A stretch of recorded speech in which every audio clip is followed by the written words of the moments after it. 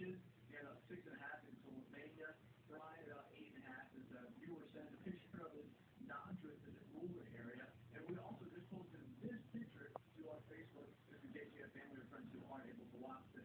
The other big story for today is